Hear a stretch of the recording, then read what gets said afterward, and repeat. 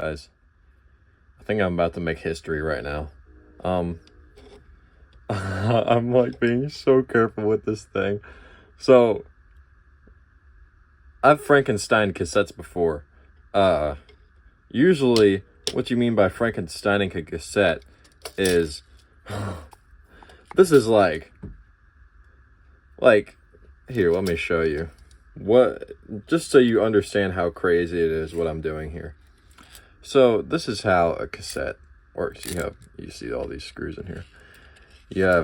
They just sit in here like this. Let me grab an actual like complete one that I haven't messed with at all. This Spencer's Mitski mix. Okay, Alabama. I was on an Alabama cassette. There's the irony of putting Mitski over an Alabama cassette, but this is what they normally look like, right? You know, pretty solid. You'll see this one in the four corners here and in the middle right here. There's no screws. This one right here, there's spots for screws in all four corners and in the middle right here. I've taken all the screws out. And usually, if you're Frankensteining a tape, what you do is you take like a tape. Well, that's a bad example. You take two cassettes. I'm going to say tape a lot in this. And then the funny thing is, like, these are called tapes, but this is also called tape. And like both of them are very important here. So you see, like, this one has quite a bit of reel in it. Just like, it's like halfway full. This one has quite a bit of reel in it. It's like, not halfway full, but close. So what you would do is, if these had screws in them, you would take them both apart and then extract the reel from it. And then you would have two reels, because you'd have the reel from this one and the reel from this one. The reel is the stuff in there. And then you would just choose one of the tapes and set both of the reels in it. You would cut it. Like, I have scissors here. These are actually the same scissors I cut my facial hair with. But you just cut the reel, like sever the two things. Then you'd scrap that one spool.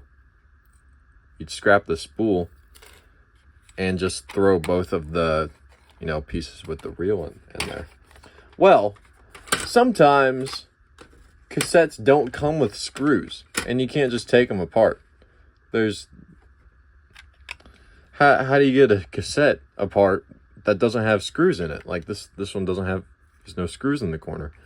Well, we have this thing called a hammer. No, I just take them, just snap them in half with my hands, because, I'm a man like that. I have snapped this cassette in half, and typically what you do with the snapped cassette is you just take the reel out of it. Like, there's just, oh God, I have to be very careful with this. There's just that much reel in there, right? Oh man, why didn't I feed that through there? Oh my God.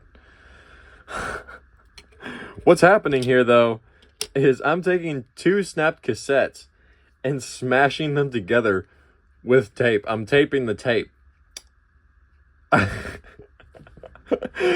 Like, I don't think it's gonna work. I think it's just gonna fall apart inside of the tape machine or the boombox. But there's a chance, guys. There's a chance. This is what my desk looks like right now. Yeah, I hate these things, but they have calories, so I ate them. Yeah, here's the graveyard, and these are all of 2024's cassettes. I don't know, like, I hate working on cars so much. I hate working on vehicles, but like this stuff I could do all day. Working on my cassettes. I wish CDs, because like I started out burning CDs, and I had tapes whenever I was like in elementary school. But then I turned 16 and I was able to listen to my own music, so I got CDs because my car took CDs. Even though it was like, 2017 or something, whenever I got my car, and I could have just, used my phone. But I'm a hipster, so it's against my religion. Yeah, and now I'm attempting this. Oh, I have to feed this through here, though.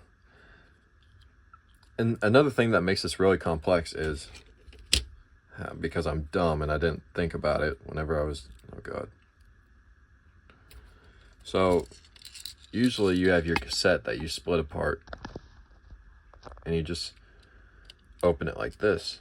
because these spools right here that the reel travels along, they have a little, I wish it wasn't clear so you could see.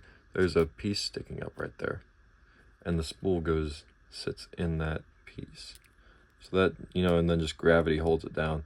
Well, my dumbass. This spool right here has that piece sticking up. This side of the tape does not. This piece is sticking down. So I had to, like, whenever I was putting this piece on, I had to hold the spool there and then, like, have the reel in the right spot, then set it down so that, like, that knob went in the spool and then it sat in place. Well, I've gotten that accomplished now. It was a pain in the turnip. But now I left the reel on the outside. The reel needs to go through there. If I leave it on the outside, it's going to sound even more wishy-washy than it's already going to sound wishy-washy because it's a goddamn cassette. I don't know. I guess I'll just cut to if I actually achieve it, okay? Well, guys, the sun has gone down and the moon has come up. And nobody is left with the cup, but it's...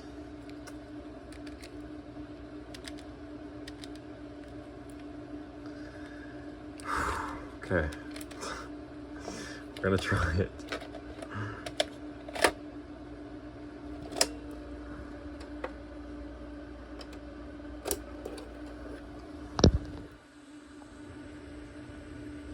Oh my God.